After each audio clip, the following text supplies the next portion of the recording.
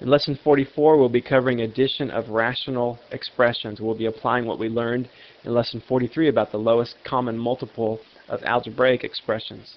So just to review here real quick, you have to have a common denominator to add rational expressions. Remember, a rational expression, that just means an expression that is a fraction. So if we had 1 over 5 plus x over 5, we could add that together because we have common denominators there. And so we say 1 plus x over 5. Now if we had 1 over 4 plus x over 5, we could still add that together, but we have to change the denominators to get common denominators, and that means we need to figure out what the lowest common multiple is. And that would be 20 for that particular example, so we would need to change those fractions so that both of them had denominators of 20, and then we could add them together. Let's go ahead and do some practice problems. Look at practice problem A. We want to add those two rational expressions together. And so we see that they have common denominators. They both have a 2a plus 5 in the denominator. So they both have a common denominator. So all we do is add the numerators together, and we'd have 6a minus 3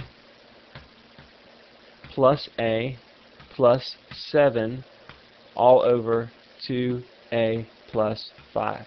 Now, of course, we would want to simplify that numerator, so we would add like terms. 6a and a is 7a. Negative 3 plus 7 would be a positive 4. So we have 7a plus 4 over 2a plus 5. Now, I don't see any common factors in the numerator and the denominator, so we would leave that as our simplification of those expressions. Now let's do another one. Look at practice problem B. We have two fractions there. I want you to add those together. And always your first thought should be, well, do they have common denominators or not? That should be the first thing that comes to your mind when you know that you're supposed to add them. And yes, these do. They both have a denominator of b squared minus 4ac. So we can just add the numerators together. B cubed minus 7 minus 7b cubed. And let's just go ahead and simplify that first instead of rewriting the denominator.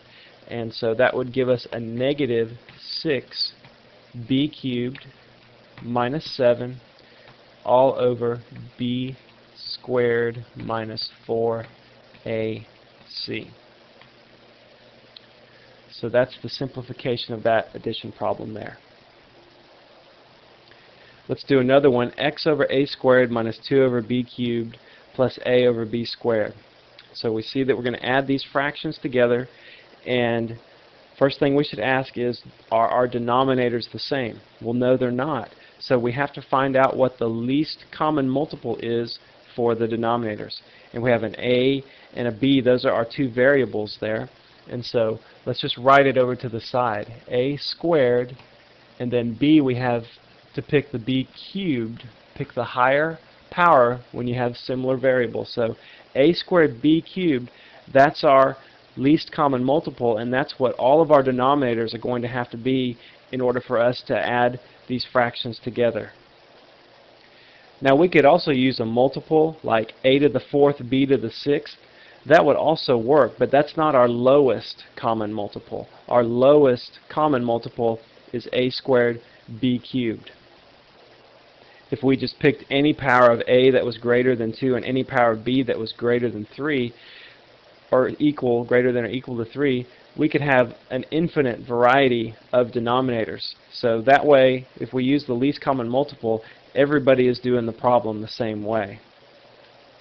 Now, to get a squared b cubed in all the denominators, we have to multiply above and below by the appropriate variable or variables. And so like in the first term there, x squared over a squared, to get b cubed in the denominator, we need to multiply above and below by b cubed. Because remember, that's the same thing as multiplying by 1. We have changed the way it looks, but we don't change the actual term, the actual truth or falsity of the term. Now in the next term, we just have a b cubed in the denominator, so we need to multiply above and below by a squared. And in the last one, we need and a squared times b, that would give us a squared b cubed in the denominator. So it's a good idea to write down what the lowest common multiple is, like I have just right above the problem there, and I can always refer back to that and make sure that I'm multiplying above and below by the correct amount. Okay, now we have a common denominator of a squared b cubed. And so then we can figure out what the numerator is here. B cubed x minus 2a squared plus a cubed b. And so that's our simplified form of that fraction. Let's do one more. We want to add these fractions together, and we don't have common denominators right now, so we're going to have to find the lowest common multiple here in order to add the denominators together. And so we have that 7 there. You can always think of a whole number by itself as a fraction by writing it over 1. And so now we can look at our denominators and we can see that x to the 5th, that would be the lowest common multiple. So we need to change everything so that it has x to the 5th in the denominator. And so the first term, we could multiply that by x squared over x squared. And that will give us x to the 5th in the denominator. The second term, we don't have to do anything to it because it's already x to the 5th. The third term, we need to multiply it by x to the 5th over x to the 5th. And now we have that common denominator of x to the 5th. So we can write our denominator, x to the 5th, put a large fraction bar, and then let's go ahead and work on the numerator. hx squared minus 2 plus 7x to the 5th. So that's our simplified form of that expression. Now again, we could have used x to the 10th or x to the 15th as a common denominator, but we want to find the lowest or least common multiple to figure out what the denominator is going to be. If you need to go back and review lesson 43 to understand how to figure out the least common multiple for an algebraic expression, you might want to go do that real quick before you continue on. Okay, well that's all for lesson 44.